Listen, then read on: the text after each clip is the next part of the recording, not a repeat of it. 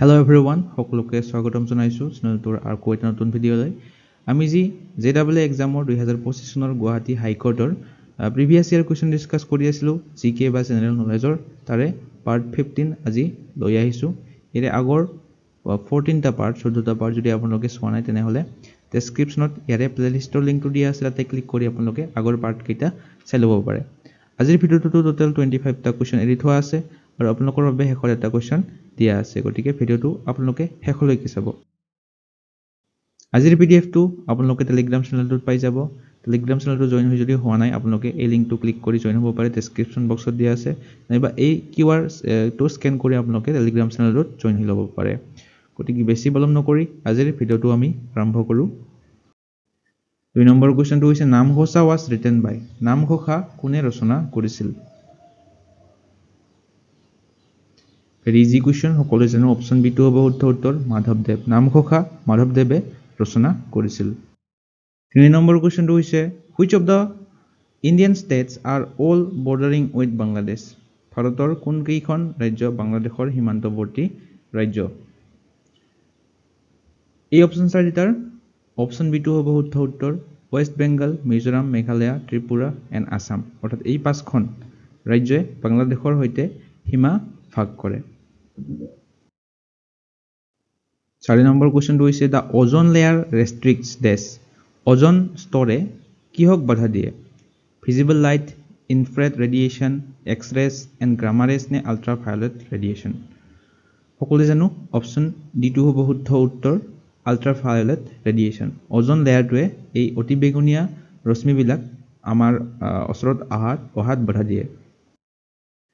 5 number question which state was formerly was known as NEFA?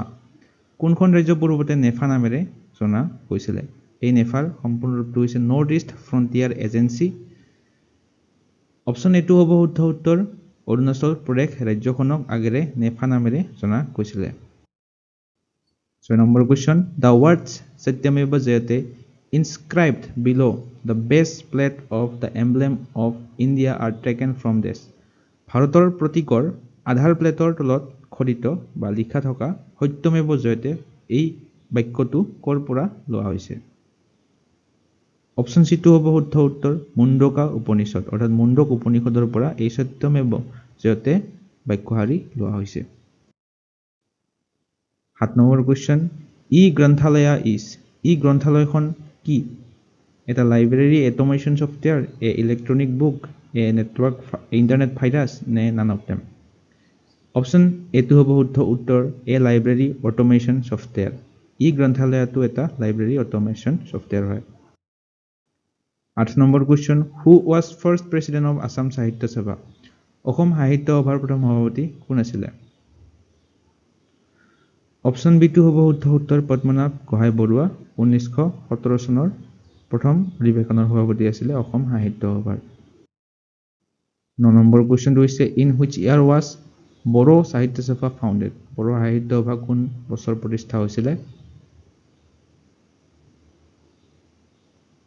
10 number কুৱেশ্যনটো হৈছে which article of the constitution of India guarantees rights to freedom of religion? ভাৰতীয় সংবিধানৰ কোনটো অনুচ্ছেদে ধৰ্মীয় স্বাধীনতাৰ অধিকাৰৰ নিশ্চয়তা প্ৰদান কৰে?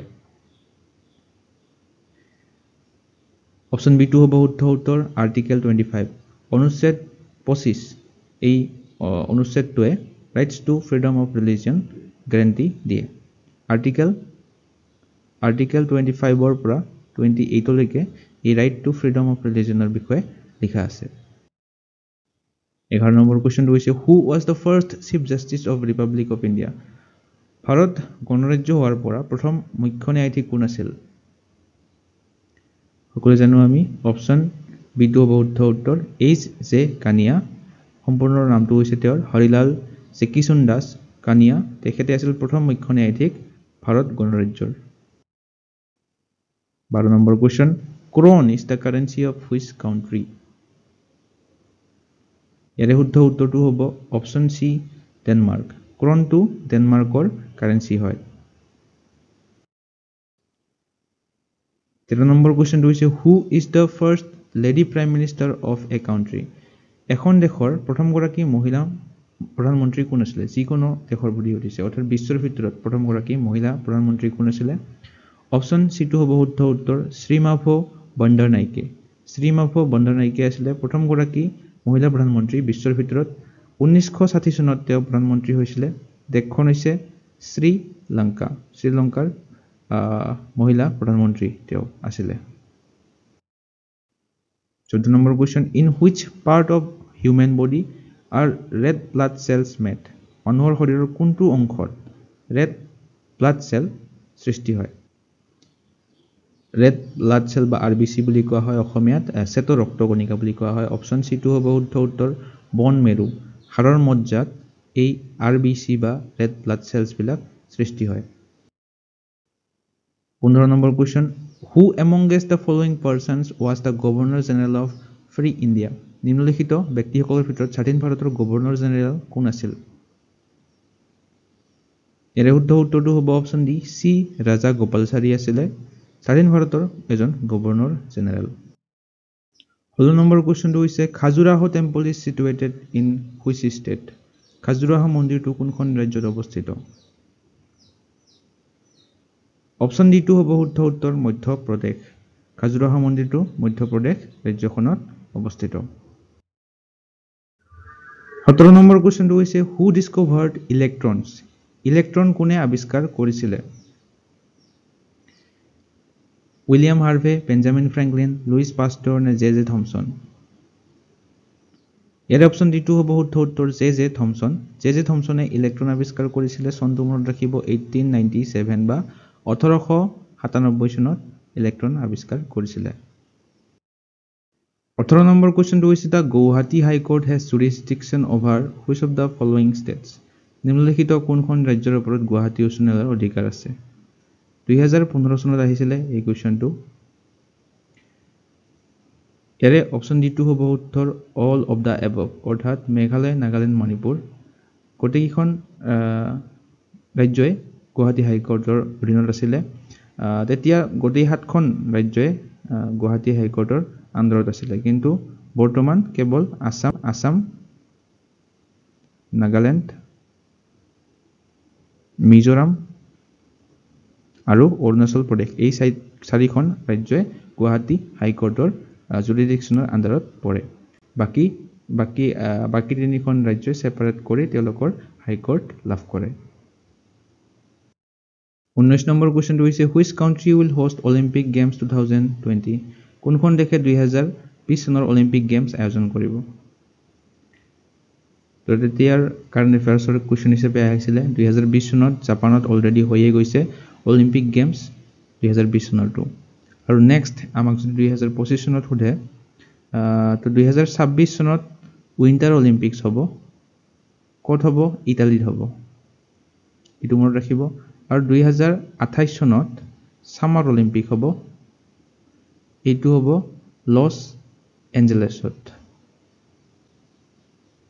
তো উইন্টাৰ অলিম্পিক নেক্সট হ'ব 2026 চনত আৰু সামাৰ অলিম্পিক 2028 চনত হ'ব লছ এঞ্জেলেছত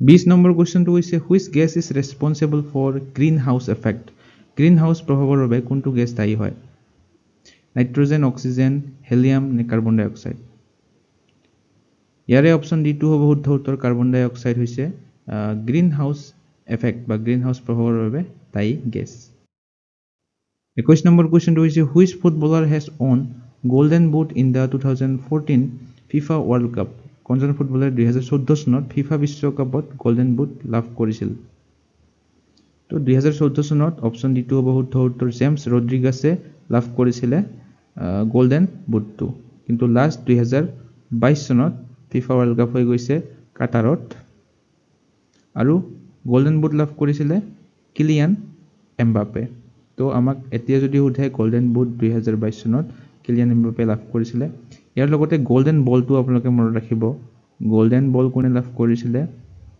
লিওনেল মেছিয়ে লাভ কৰিছিলে আকৌ ইয়ং প্লেয়াৰ এৱাৰ্ড লাভ কৰিছিলে এনজো ফাৰ্নান্ডেছে আৰু গোল্ডেন গ্লোভ কোনে লাভ কৰিছিলে গোল্ডেন গ্লোভ লাভ কৰিছিলে এমি মাৰ্টিনেজ এই গোটেই কিটা আপোনালোকে মনত ৰাখিব 22 নম্বৰ কোৱেশ্চনটো হৈছে which team won Indian Premier League Championship trophy in 2020 cricket of the year 2015 2015 চনত IPL জয় কৰিছিলে মুম্বাই ইণ্ডিয়ানছে কিন্তু 2025 চনত যদি আমাক সোধে IPL জয়লাভ কৰিছে RCB A Question Durand Cup is associated with which sport Durand Cup কোনটো খেলৰ সৈতে জড়িত সকলোৱে জানো আমি Durand Cup অপচন ডি টু হ'ব শুদ্ধ উত্তৰ ফুটবল খেলৰ সৈতে জড়িত Durand Cup টো আৰু এইটো ওল্ডেষ্ট ফুটবল টুৰ্নামেন্ট হয় Durand Cup টো এইটো মনত ৰাখিব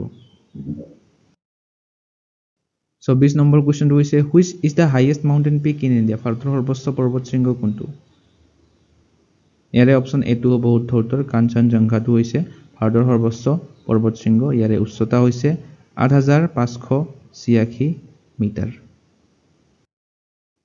25 নম্বৰ question In the medical terms, abbreviation DNA stand for. DNA সম্পূৰ্ণ ৰূপটো আমাক ক'বলৈ কৈছে DNA সম্পূৰ্ণ ৰূপটো হৈছে অপচন এ deoxyribonucleic acid.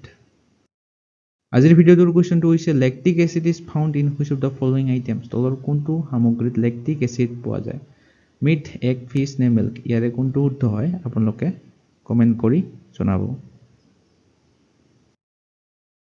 আৰু এইখিনিতে আপোনালোকক জনাও যে আপোনালোকে যদি লাষ্ট 9 মান্থস কাৰেন্ট অ্যাফেয়াৰ্সৰ কন্টেন্ট বিচাৰি আছে তেনেহলে আমাৰ চেনেলটোৰ দ্বাৰা এখন কাৰেন্ট অ্যাফেয়াৰ্স বুকলেট PDF ফৰমেটত বনোৱা হৈছে য'ত আপোনালোকে জানুৱাৰীৰ পৰা ছেপ্টেম্বৰ মাহলৈকে লাষ্ট 9 মান্থসৰ 1500 অধিক MCQ থকা এখন বুকলেট পাব য'ত আসাম নেশনাল ইন্টাৰনেশনাল গোটেইখিনি টপিক কভাৰ কৰা হৈছে জানুৱাৰীৰ পৰা ছেপ্টেম্বৰ মাহলৈ প্ৰতিখন মাহৰে 100 অধিক MCQ এড কৰা হৈছে এই বুকলেটখনত লগতে এইবিলাক টপিক 38 নেশনাল গেমছ হক Assam budget Assam Civilian Awards, IPL 2025, Appointments, BRICS Summit, এই গোটেইবিলাক টপিক লিষ্টত থকা আপোনালোকে এই বুকলেটখনত পাব এইবিলাক MCQ ফৰমেটত দিয়া আছে আৰু যিবিলাক ৰিলেটেড পইণ্টছ আছে এইবিলাকো এটাচ কৰি দিয়া আছে গতিকে এই বুকলেটখন যদি আপোনালোকে পাৰচেজ কৰিব বিচাৰে তেনেহলে এই WhatsApp নম্বৰত আপোনালোকে স্ক্ৰিনত দিয়া WhatsApp নম্বৰটোত আপোনালোকে WhatsApp কৰি এই বুকলেটখন বাই কৰিব পাৰে কাৰেন্ট প্ৰাইস হৈছে